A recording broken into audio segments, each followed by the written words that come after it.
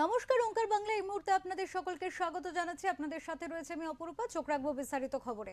প্রথমেই যে খবরের দিকে চোখ রাখবো, পারুই থানার অন্তর্গত কেন্দ্রডাঙ্গা গ্রামে মাঠের মধ্যে পড়ে থাকা একটি ব্যাগ থেকে উদ্ধার হলো তাজা বোমা।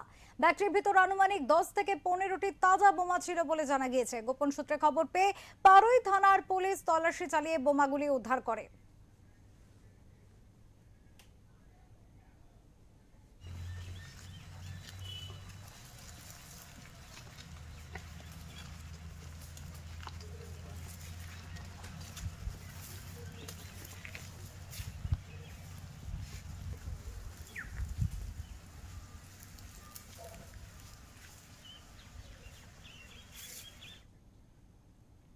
তবে কে বা কারা এই বোমাগুলি সেখানে মজুত করে রেখেছিল তা এখনো জানা যায়নি।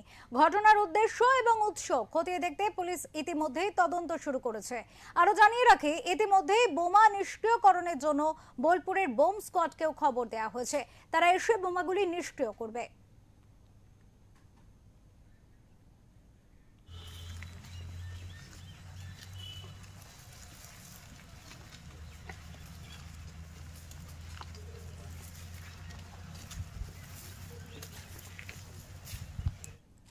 এই মুহূর্তে আমাদের সাথে রয়েছেন আমাদের বীরভূম থেকে প্রতিনিধি প্রীতম দাস। কথা বলবো প্রীতমের সাথে, জানার চেষ্টা করব প্রীতম, এই বোমা উদ্ধার এবং পরবর্তীতে বোম স্কোয়াডকে খবর দেয়া, এই মুহূর্তে কি আপডেট রয়েছে? বোম স্কোয়াড কি এসে পৌঁছেছে?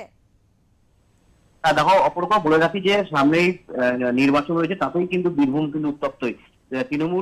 তৃণমূলের দুই গোষ্ঠীর মধ্যে কিন্তু ইতিমধ্যেই ঝামেলা সৃষ্টি হয়েছে। তার মধ্যেই কিন্তু যে পারুই থানার অন্তর্গত কেন্দ্রডাঙ্গা মাঠ, এই মাঠেই কিন্তু তোমার 15 থেকে 10টি তাজা বোমা কিন্তু ইতিমধ্যেই একটি ব্যাগে রাখা ছিল। তড়িঘড়ি স্থানীয় সূত্রে খবর পেয়ে পুলিশ আসে এবং গোটা জায়গাটাকে ঘিরে রাখে এবং বোমগুলি উদ্ধার করে।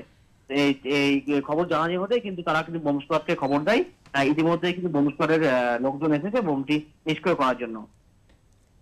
প্রীতম, এক্ষেত্রে দেখো বীরভূমে একদিকে যেমন বিরোধী এবং শাসক দলের একটা ব্যাপার থাকে, সেক্ষেত্রে রাজনৈতিক দিক থেকে দেখতে গেলে তৃণমূলের গোষ্ঠী দ্বন্দ্বর কিন্তু গন্ধ পাওয়া যায় বীরভূমে। সেক্ষেত্রে কি ধরনের রাজনৈতিক মহল কি ভাবছে এই ঘটনাকে কেন্দ্র করে, কি ধরনের সিচুয়েশন নিয়ে তারা ভাবনা চিন্তা করছেন? দেখো, বীরভূম কিন্তু বলা যায় যে কেষ্টমন্ডলের ঘর।